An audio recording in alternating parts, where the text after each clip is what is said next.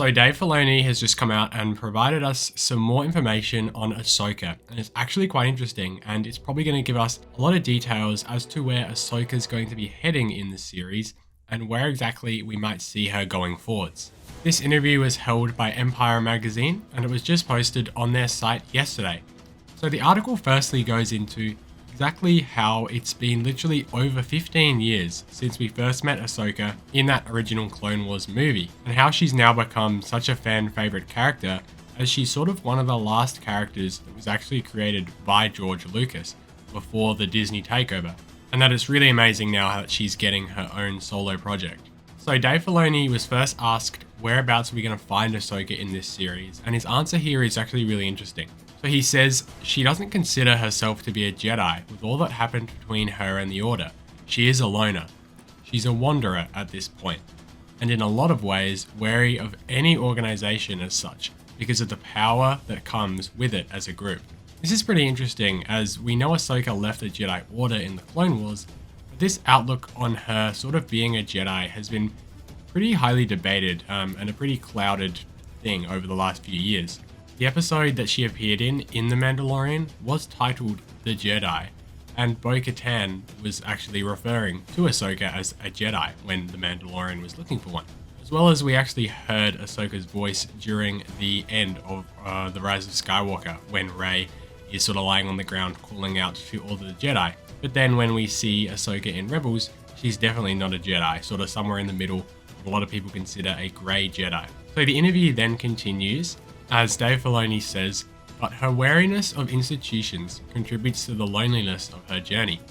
She walks a path basically died out a long time ago. There aren't many like her left, if any, so that's a lonely thing. What is that life like? If you are a loner, you have a very small circle of friends.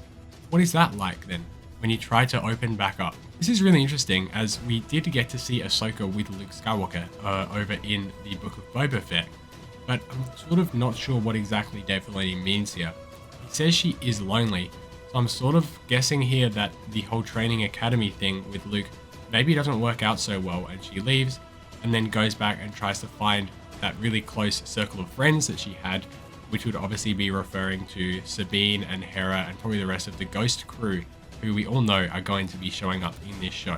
If you're enjoying this so far, please feel free to subscribe to help us out in our goal of 500 subscribers. Anyway, Dave Filoni then continued with some more reveals about the show, and how perhaps the most difficult part of making this show is finding a middle ground so that all fans of Star Wars can understand what's actually going on. He says, the biggest challenge was there's a whole bunch of our audience that knows her and then a whole bunch that don't. This is sort of a little concerning to me as I know that pretty much all of us watching this video are going to be huge Star Wars fans and we just would love to see everything that Ahsoka has to offer. But I'm hoping they're not going to water anything down sort of for the newer fans. He then though continues, which makes it sound a lot better. He says, she has one foot in Star Wars. A lot of people know her because of her connection to Anakin. And yet she's all new and can go in her own direction, in her own way. I think that makes her a really interesting bridge between what came before and what's really possible. This sounds really awesome, sort of to hear Dave speak further about how this show is going to push the boundaries of what's come before in Star Wars.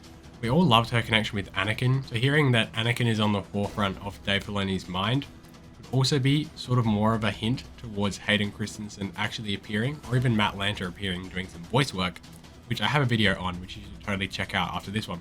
Obviously, they are going to have to make the show appealing to everyone, without needing to watch every episode of the Clone Wars and Rebels first. But to know that Dave Filoni does have diehard fans in mind, it's just great reassurance, and I'm sure the show will do its best to uphold Ahsoka's legacy, but also the legacy of her creator, George Lucas. If you did go on to enjoy the video, please feel free to subscribe. There's so many more videos coming on the way. I've got something coming tomorrow. And also please check out one of the videos on the end screen now.